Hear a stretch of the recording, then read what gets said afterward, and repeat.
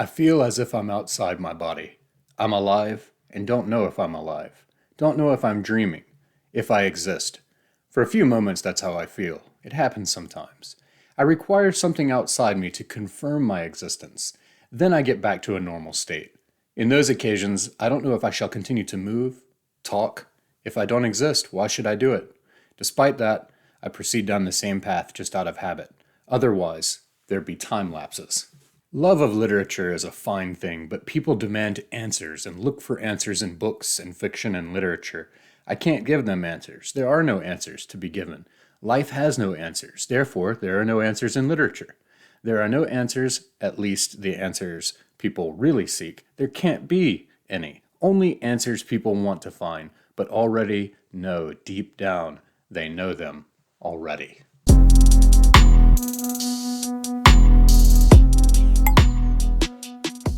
Hey everybody, thank you for watching Leaf by Leaf. Today I am talking about Joao Hasse, the Portuguese translator of Scandinavian languages and original fiction writer. He has written and translated into English The Translator's Bride from Open Letter and Bedraggling Grandma with Russian Snow out from Corona Samizdat. How great is Open Letter? They gave us Basara's Cyclist Conspiracy, Zone from Matthias Enar, and Rodrigo Frezan's The Invented Part, one of a trilogy, actually. First, I want to offer a conjecture. Is anybody reading this great biography of Fernando Pessoa from his longtime gargantuan translator, Richard Zenith? Well, if you are, it's great. But I believe that Zenith has left out a very important heteronym of Pessoas. No, not Alvaro de Campos, not Ricardo Hasse, another Hasse, in fact, and that is Joao Hasse. Joao Hasse is actually one of Pessoa's heteronyms who's still around to bring us striking literature. The Translator's Bride is a work that I hadn't planned on reading. I was just going to read Bedraggling Grandma with the Russian Snow, but I enjoyed that one so much I had to go back and buy whatever else I could that was available in English. Luckily, just like Bedraggling Grandma, this one is also translated by the author. So it's really nice to know that that translation has been done by not only the original author, but a seasoned translator. The title alone will tip us off, albeit not until you get to the end of the book, that this is in part a work of absurdism. Why? Well, because the object of the title, The Translator's Bride, is not present at all, at least not directly present. But of course, her presence is ever present with our narrator. Our narrator, as the title informs us, is a translator. And we get basically a Portuguese rendering of Knut Hamsun's Hunger. There are a lot of affinities with Hamsun, and this has already been pointed out by critics. But immediately, the book Hunger will come to your mind. Also, shades of Celine, Journey to the End of the Night. It's a stream of conscious narrative, just like that of the stuffed talking donkey in Bedraggling Grandma, which we'll get to in a moment. The narrator's bride has left him. She's set off on a boat and she's going across the sea, and he is left to amble along and go through the routine of his day, but while carrying around this oppression of her absence. And really the only thing that this narrator cares about is his bride. He could not care less about much of the other things in his life. It is his bride for whom life is even reasonable to continue to live out. He remembers that she loves this certain yellow house, and so his plan is to acquire that house and then let her know that he bought it for them, and this is going to bring her back to him. There's a little bit of hope there. But pretty much this narrator, who grows more and more obsessive and neurotic as the narrative goes on, is very skeptical, very pessimistic, very cynical. He says, "Skepticism always defeated me. I let hope die over and over again while keeping it alive at the same time. Though it sounds impossible, that's what I do. Don't ask me how. My stomach roars, warns me I must eat despite having no appetite. A nausea compels me to gulp whenever I think about food. And so there we get the mixture of that skepticism and the hunger as a metaphor that is used antecedently in Hamsun. We also then see a connection there between the Norwegian Hamsun and this Norwegian word, kartofler, which will come up again and again for the entire length of the narrative. And the narrator is trying to figure out why kartofler, why that keeps coming to his mind. And in the end, we'll figure out what it actually means. He says, I wasted my life for years, postponed everything to get nowhere. Now I must change. The time still at my disposal diminishes with each passing minute.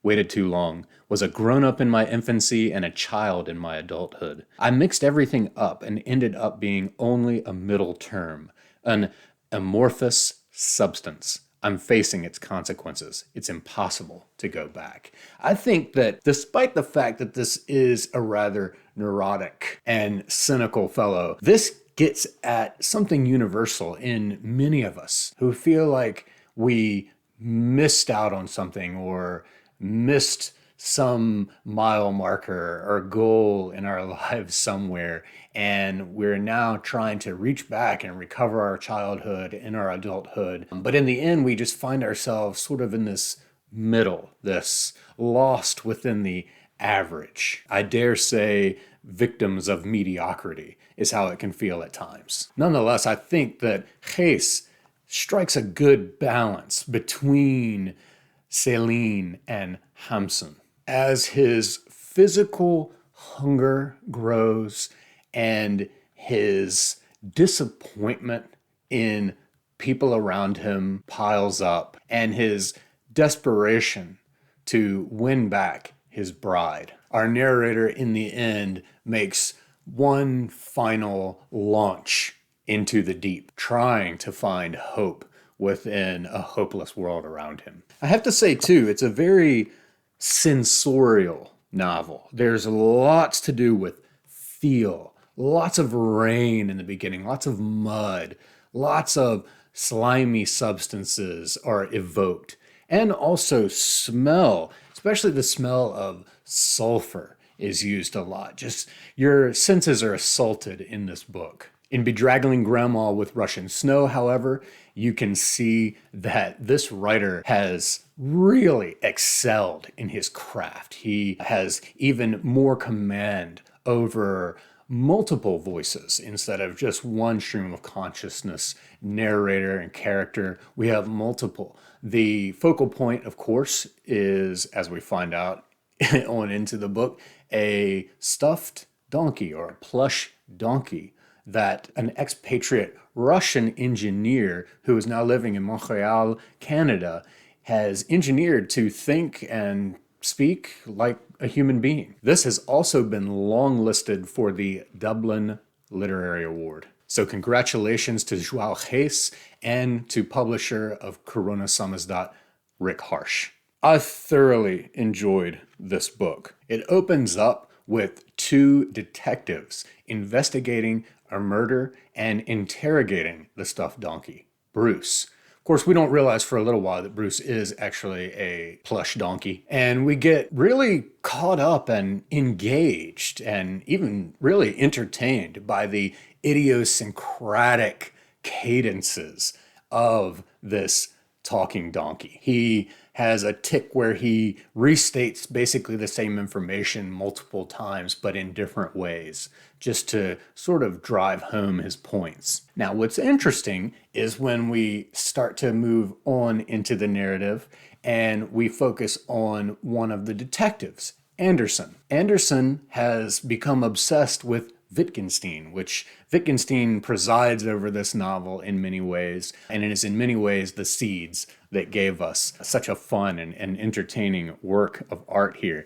And Anderson has basically given himself over to reading Wittgenstein and books about Wittgenstein and books about the books of Wittgenstein to the point where he's ignored his wife, he's ignored everything in his life except for using Wittgenstein's conception of logic to solve crimes. And so he actually tries to use that reasoning such that because this particular suspect whom they are interrogating at the time could have killed the woman, then that is a fact that exists in the world, which is the totality of facts. And therefore, he did kill her. Now, of course, eventually, even though they're going back and forth and it gets rather absurd, but entertainingly so, with Anderson so dead set on a logical representation of facts to prove and unlock the murder case, the suspect eventually throws a wrench into the whole system. And we can feel Anderson's deflation when he realizes that Wittgenstein hasn't given him any tools to use to counter this riposte. But we also can see a comment on philosophizing and on logic. Logic is very black and white. It's 0 or 1. It's true or false. There is no room for shades. That's why it's sort of amusing when people say, oh, that's so true, or very true. Because technically in logic, you can't kind of be true or so true. It's either true or not. This is a really difficult thing to bring into the lives and actions and thoughts and justifications of human beings. We also see that Detective Anderson's overuse of and extreme embracing of logic and philosophizing breaks down in these practical applications or these particular applications.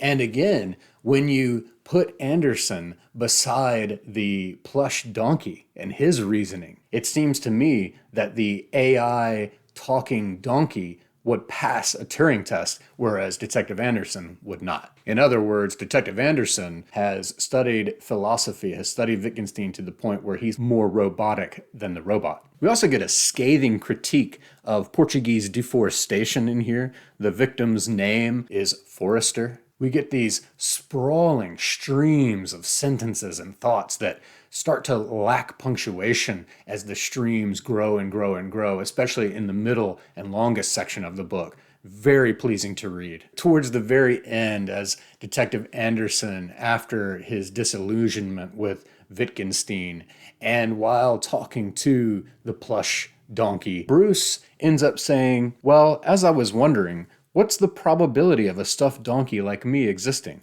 No one would believe it if they found such a description in a book or a film.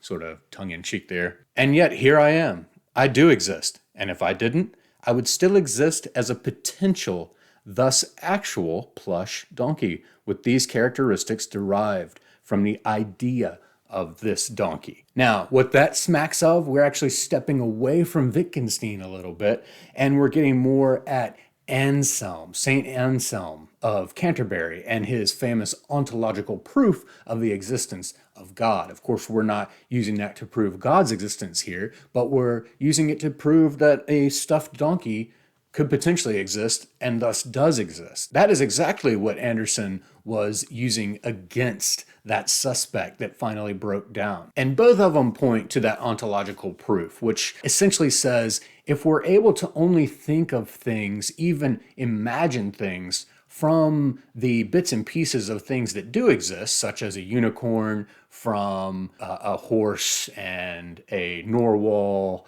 and a winged bird, we can put all those three things together and come up with that. In the same way as Anselm has it, if we can think of a that than which no greater could be thought, then it has to exist because it exists potentially. And there's a lot more to it, and it's a bit slippery, but all of them are pointing to that same thing. But what's so interesting is that Bruce really does exist.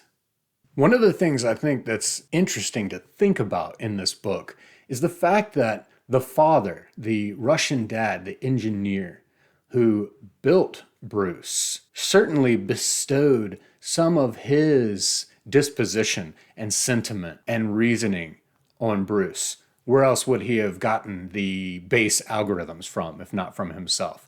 So what are the implications of that? And this whole narrative, which gets really slippery with its perspective, recounts things that happened from 10:12 a.m. until 11:18 a.m. And right in there, From 11:11 to 11:15, I believe, Bruce's dad was on the phone. Who was he on the phone with? Why don't we have those 4 minutes recounted? In the end, Bruce promises that he knows exactly who the killer is. And despite the fact that he's constantly chasing squirrels and losing track and going on digressions and so on, he's got the two detectives right on the edge of their seats, like, tell us, just go ahead and tell us. And we end, of course, with an absurd punchline ending that couldn't have been better for this book. Both of these books are quick, quirky, engaging reads that you will love. And they give plenty on the first read to ensure subsequent reads. It's no wonder that Hasse is not only a translator of many different languages, but also studied philosophy in college. He is the heir of Kafka, Hemson, Céline, and even the black comedists of mid-20th century. You can find the links to buy both books in the description of this video. I hope you enjoyed as much as I did.